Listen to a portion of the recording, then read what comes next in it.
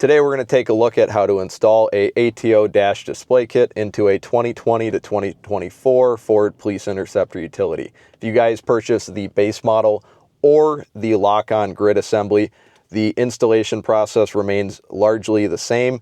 If you buy either kit, you will need a 7mm and a ratchet. I recommend a deep socket, and I use a 1/4-inch drive just because it's small and fits into the space nicely. You're going to want to take your 7mm and remove the two 7mm bolts that retain the dash tray. These are very, very long threads, so when you remove them, you're going to be unscrewing it for a while. Once you take it out, put it somewhere you're not going to lose it. Put both of them to the side. You won't need your 7mm till the end. There are 3 clips that retain this at the front and 2 at the rear. Pull from the passenger side and driver side up, and it should release the outer 2 clips up at the front here. And in the middle, you're going to want to take your hand and slide it under and lift up. As you lift up, it will release. You should see 3 green tabs if they have maintained themselves where they're supposed to be and not fallen down. At the rear, if your tabs are not broken or missing, you're going to want to pull again from the passenger and driver side up towards the windshield, and it will pop out. As you can see, the tabs on this panel are missing, so they weren't held in by anything. You can now set this aside or sell it. You will not need it anymore.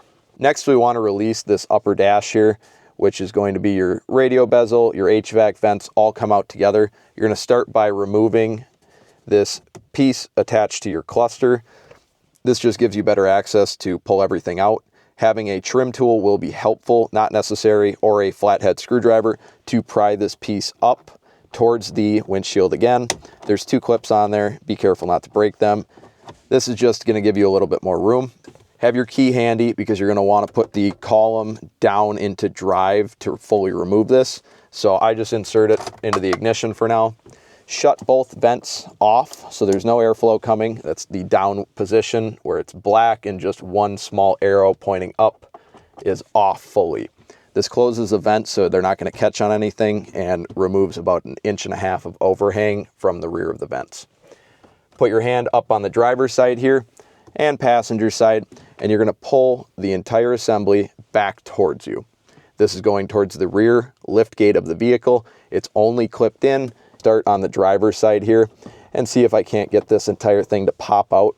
And again, having a trim tool will make this easier where you can come in and pop this out on its own, but it is not necessary for removal. And there you can see it popped out on this side. Turn the ignition to run. Put the vehicle into drive. You can now remove this entire assembly. On the back, you're going to have a few connections to remove. On mine, I've got one for the terrain button. So I just depress the clip and I can pull that up and out. What I'm going to do is put this back in park now and disconnect those. I've shut the vehicle off. On the back of this, you're going to see all your clips. I've got several that run along the outside of this.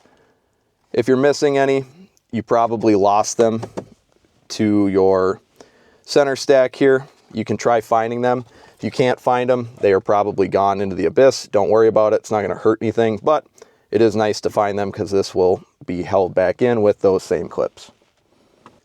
Now that this area is all free to access, we're going to take our dash display kit and set it up to the side and run our pre-installed 10-foot cord. You can take off this Velcro piece for now. We're not going to need it necessarily. It's optional, but it does help tidy things up.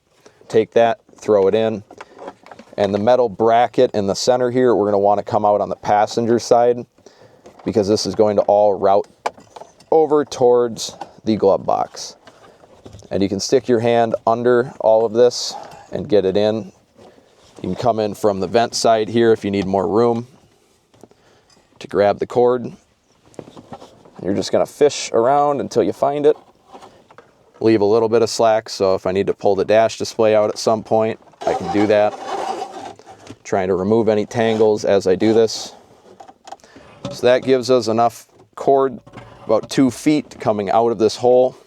With your USB routed to the right side, passenger side of your bracket, you're going to go under the vent from behind this pillar. And again, you are behind the vent and under it. Now that we've fed it towards the passenger side glove box, we're going to open the glove box and show you what you need to do next. Start by opening it up. From the outside on the left and right, there are 2 tabs that you're going to be pushing towards the inside. Keep in mind anything in your glove box may fall out, so you may want to clean this out. Take all the items out just so they don't drop all over the floor. So to press those tabs, again, this one's going in, this one's coming in as well.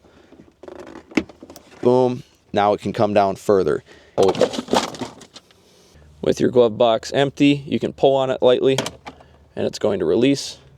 You're going to be reaching your hand up inside of here, up towards your wiring to pull your USB cord down.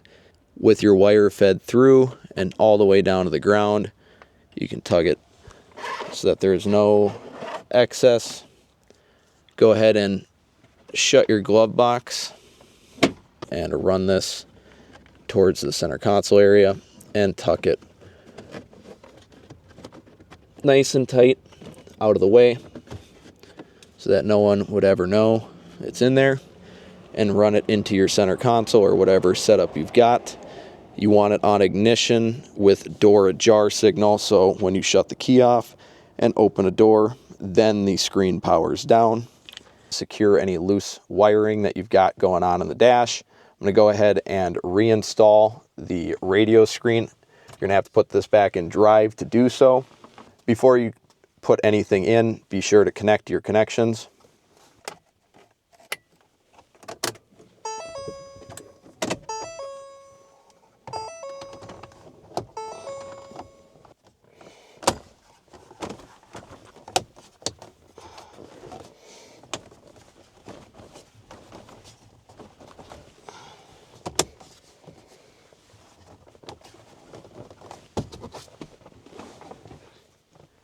With everything reinstalled here, we can go ahead and feed our wire down, keeping it nice and tidy, and drop our dash display in. Tap on the top corners here firmly to seat it. Reinstall your 7mm hardware. Go firm but not fully seated. Before fully tightening, we are also going to tap on the outside yet again to firmly seat this and fill this gap. Go ahead and tap on the outer corners to make sure it's seated fully and eliminate any remaining gaps, and then snug it down. And you don't want to snap or strip any bolts. You can now turn on your vehicle, verify that it starts and shuts down as it's supposed to. It is installed. You've got your on-off button up top here. This is the point where you can install the lock-on grid itself.